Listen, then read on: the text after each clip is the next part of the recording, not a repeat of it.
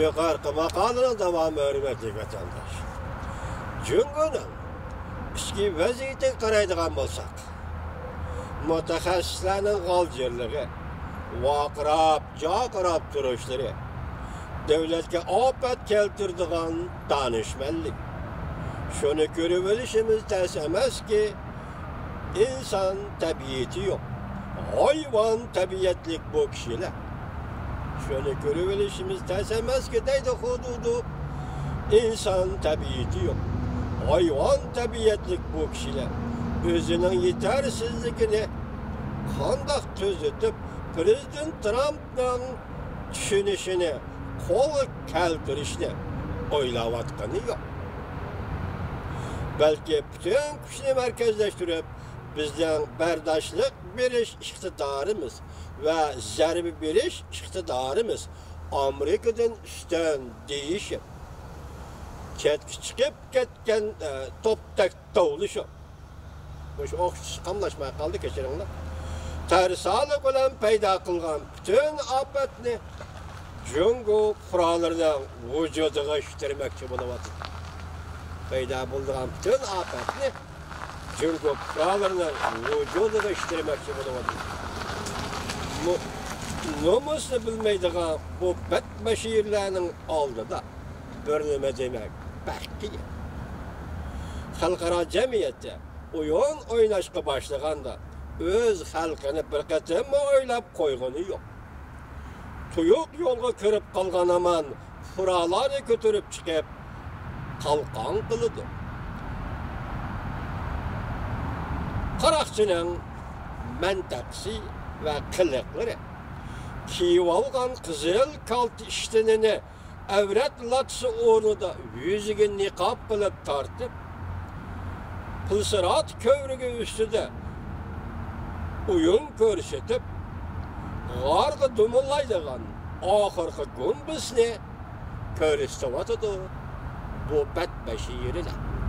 Jungoning aqldiman donishmanlari, Jonaqayning atrofidagi aqldiman donishmanlarga mushundaq tasvir beryapti. Xudodu apan. Buning nima ahamiyati bo'lsin? Yoshkayning bir ömrida %99% ulug' va to'g'ri ish qilguvchi edi. Yoshbay butun bir ömrida %99% azarabida ulug' va to'g'ri ish qilguvchi kishi edi. Keyin hammadan quruq qilib, podshohlik tuzumini asliga keltirmoqchi bo'ldi. Yoshkay Manchun hukumatining oxirgi davr, yani yemirlish, chiriklish asosida to'plagan birdan bir tajriba sabab shu bo'ldiki, yani alamni ching tutish, yani miltiqni qo'lda ching tutib, Shimoliy militaristlar guruhini Yoshkay oilasiga armiyasi tashkillab, o'zining yaqinlarini yo'lab turg'izib, davlatga hukmronlik qilmoqchi bo'ldi. Yoshkay shu chaqda. Selishtirib hozirgi ahvolga vatandosh. Oxiri aqamga qarshi ta'tir yo'l tutib, xalqning noroziligini qo'zg'ab, operatsiya ishtirida yetib oldi. G'arb jahongirlarining qo'llashidan ayrilgan hamon bu militaristlar, yani Shimoliy militaristlarning iqtisodiy harakatdan to'xtadi. Iqtisodiy faoliyatlar harakatdan to'xtadi. Her qaysi joylardagi gubernatorlarga manfaat yetkazib berolmadi.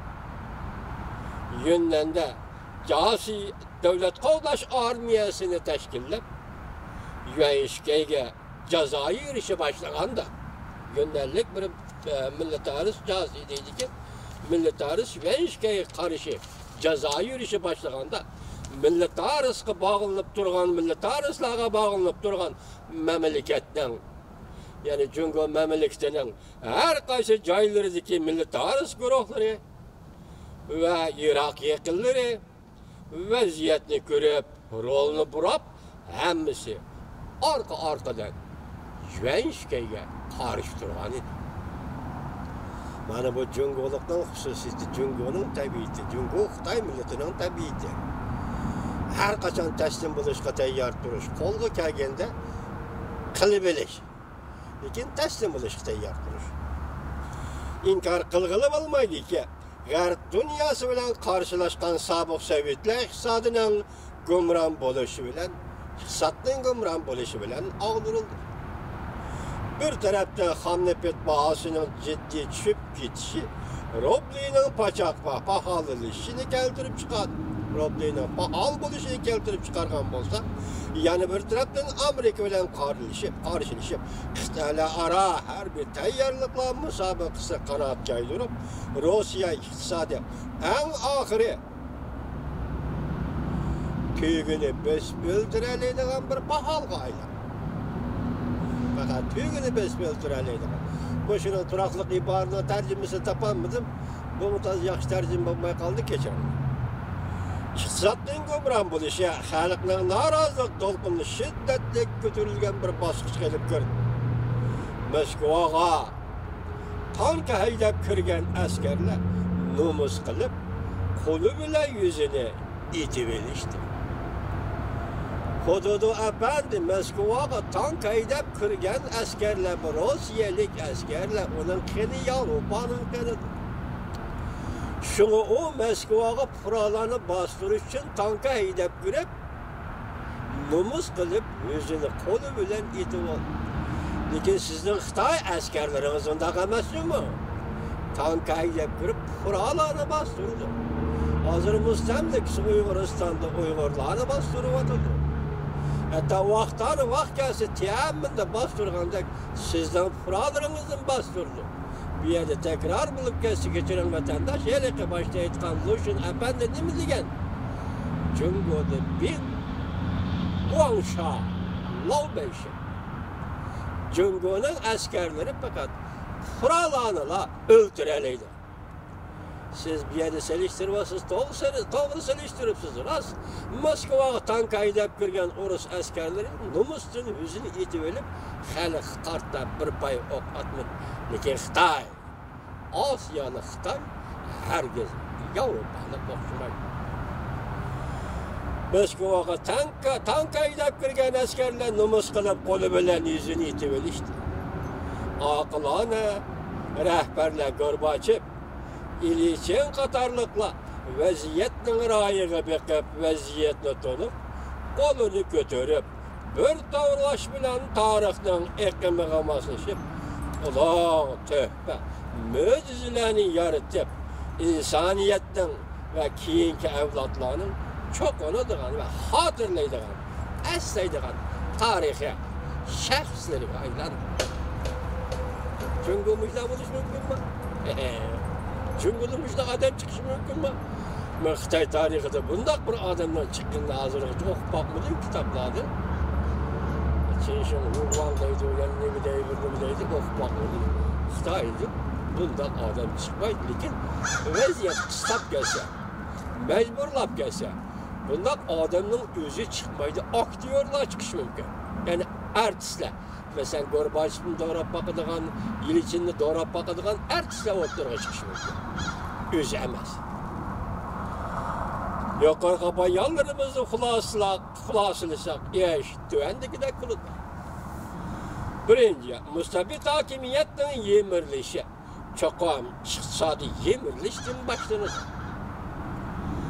Iqtisod umumyuzlik yemirilgan aman aslida suv ustiga selingan ravaq, o'xshaydigan usti ko'rilma, odatdan tashqari ojizlashib, xuddi suvga kirib, toshni sepilib menayotgan loybutdan yasalgan butqa, loydan yasalgan butqa aylanib qoldi. Kechiringlar, loydan yasalgan butqa aylanib qoldi. Ikkinchi, mustabid hukmronlikdan azaldan xalqning noroziligini qo'yib o'tadigan to'misi bo'lmaydi, to'g'oni bo'lmaydi. Masalan, xalqning noroziligi mushtak yetdi, echib o'taylik, qo'yib o'taylik, norozilikni pasaytaylik deydigan chorasi bo'lmaydi mustabid hukmronlikda. Yuqori besimli siyosati davomli ta'kidlab, muayyan chekka yetganda yukarı besimlik siyasette devamlık çekti geçirirler. Muayyen çeki yetken yukarı besimlik par kazını pardımaktan başka çare de kalmaydı. Par kazını pardıkandak partlaydı. Şimdi müstabit hükümranlık iktisadı oyunu oynap bolgan aman hükümranlık kılıçtan atalmış kanunluk ordudan ayrılıp kaldı. Müstabit hükümranlık iktisadı oyunu oynap bolgan aman hükümranlık kılıçtan atalmış kanunluk ordudan ayrılıp kaldı. Halk birinin kendi biri karşına körüstle kalmay hakimiyet içindekilerine kendine karab neyzi uğrudu. Mütehassiple halkara cemiyette yetim kalın. Devamını alayım sermet götürmüş.